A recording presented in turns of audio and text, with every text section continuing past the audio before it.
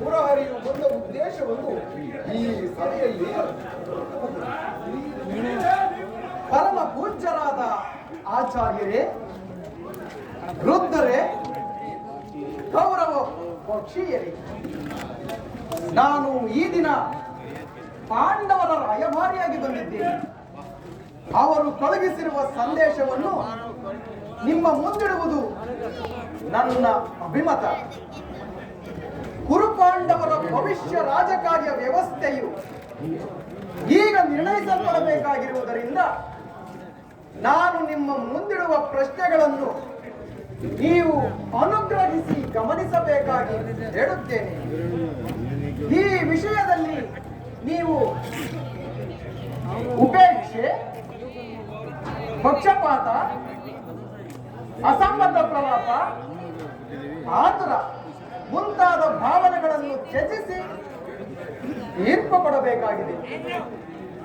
ಈ ರೀತಿ ಮಾಡದಿದ್ದರೆ ಮುಂದೆ ಆಗಬಹುದಾದ ಅನರ್ಥಗಳನ್ನು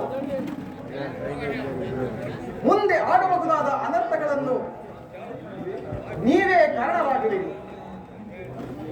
ಈಗ ನಿಮ್ಮ ಮುಂದಿರುವ ಪ್ರಶ್ನೆಯು ಸಮಗ್ರ ಭಾರತದ ಕ್ಷತ್ರಿಯ ರಾಜರ ಅಸ್ತಿತ್ವಗಳನ್ನು ನಿರ್ಧರಿಸುವಂತಹದ್ದೆಂಬುದನ್ನು ತಿಳಿಯಿರಿ. ಪವಿತ್ರವಾದ ಭಾರತ ಭೂಮಿಯನ್ನು ಶಾಂತಿಯ ಅಮೃತಧಾರೆಯಿಂದ ಅಭಿಷೇಕ ಮಾಡುವಿರೋ, ಇಲ್ಲವೇ ಭಯಂಕರವಾದ ರಕ್ತಧಾರೆಯಿಂದ ಆ ಮಾತೃಮೂರ್ತಿಯನ್ನು ತೋರಿಸಿದರು? ಇವೆರಡರಲ್ಲಿ ಒಂದು ಪ್ರಶ್ನೆಯು ಈ ದಿನ ಇಲ್ಲಿ ನಿರ್ಣಯವಾಗಬೇಕಾಗಿದೆ. ಮಿತ್ರರೇ, ಈ ಪೀಠಿಕೆಯಲ್ಲಿಯೇ ಕಾಲಹರಣ ಮಾಡದೆ ಮುಖ್ಯ ವಿಷಯಕ್ಕೆ ಬರುತ್ತೇನೆ.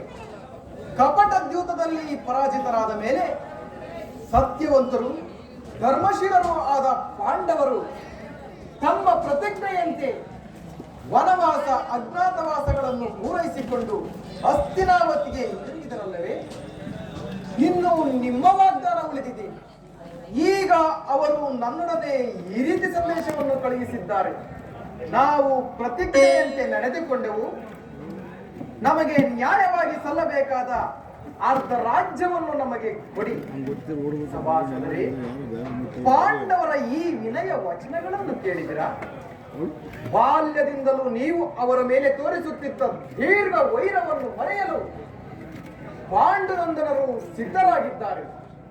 ವಿಷಭೋಜನ, ದಾಕ್ಷಾಗ್ರಹದಗನ, ಕಪಟ ದ್ಯೂತ ಇವೆಲ್ಲಕ್ಕಿಂತ ಮಿಗಿಲಾಗಿ ದ್ರೌಪದಿಯ ಮಾನಭಂಗ, ಈ ಮಹಾಪಾಪಗಳನ್ನು ಮನ್ನಿಸಿ ಅವರು ನಿಮ್ಮಲ್ಲಿ ತಮ್ಮ ಭಾಗಕ್ಕಾಗಿ ಯಾಚಿಸುತ್ತಿರುವಾಗ ಈ ಸುಸಮಯವನ್ನು ವ್ಯರ್ಥಗೊಳಿಸದೆ ಶಾಂತಿ ಸಮಾಧಾನಗಳಿಗೆ ಪ್ರಯತ್ನಿಸಿ.